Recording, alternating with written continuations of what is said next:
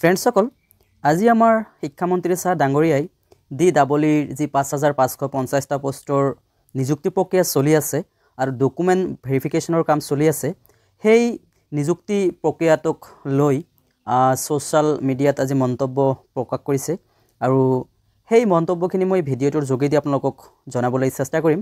চ' আপোনালোকে ভিডিঅ'টো স্কিপ নকৰাকৈ শেষলৈকে চাব যে আমাৰ ছাৰে DEEৰ যি ৫,৫৫০টা পোষ্টৰ ভেৰিফিকেশ্যন চলি আছে আৰু তাক লৈ কি কৈছে। একচুৱেলি আমাৰ ছাৰে কোৱা কথাখিনি আছিলে যি ভেৰিফিকেশ্যন কাম মানে চলি আছে, ভেৰিফিকেশ্যনৰ কাম, সেই ভেৰিফিকেশ্যনৰ কাম আৰু মানে চলিব আৰু ষ্ট্ৰিক্টলি ভেৰিফিকেশ্যন কৰিব, যিহেতু বহুতেই ভুৱা চাৰ্টিফিকেট ছাবমিট কৰিছে বুলি জানিব পাৰিছে তেখেতসকলে, আৰু তেখেতসকলে মন্তব্য কৰিছে যে ষ্ট্ৰিক্টলি ভেৰিফিকেশ্যন কৰা হ'ব।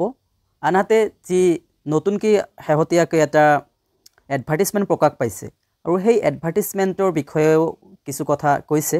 নতুনকৈ কিবা এটা ওলাব বুলি কৈছে। আপোনালোকে নিশ্চয় জানে যে যিহেতু 15 ফেব্ৰুৱাৰীৰ পৰা অনলাইন ষ্টাৰ্ট হোৱাৰ এটা কথা আছিলে এডভাৰ্টিজমেণ্টত, আৰু সেই আবেদন প্ৰক্ৰিয়া আৰম্ভ হোৱাকৈ কিবা এটা ন'টিছ ওলাব আমাৰ ছাৰে জনাই দিছে।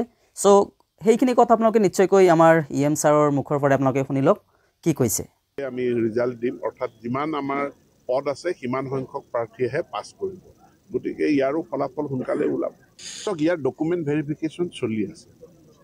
ডকুমেণ্ট ভেৰিফিকেশ্যনটোত সময় লাগিছে আৰু লগাটোৱেই স্বাভাৱিক, কাৰণ বহুখিনি অভিযোগ, প্ৰতি অভিযোগ বা বহু ভুৱা ডকুমেণ্ট আমাৰ হাতত ধৰাও পৰিছে।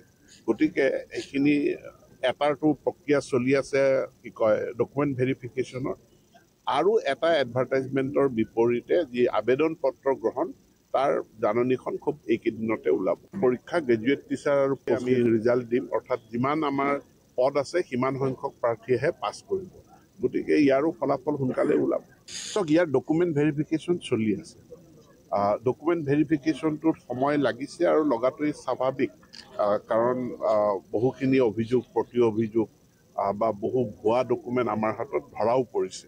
গতিকে এইখিনি এটাৰটো প্ৰক্ৰিয়া চলি আছে, কি কয়, ডকুমেণ্ট ভেৰিফিকেশ্যনৰ, আৰু এটা এডভাৰ্টাইজমেণ্টৰ বিপৰীতে যি আবেদন পত্ৰ গ্ৰহণ, তাৰ জাননীখন খুব এইকেইদিনতে ওলাব।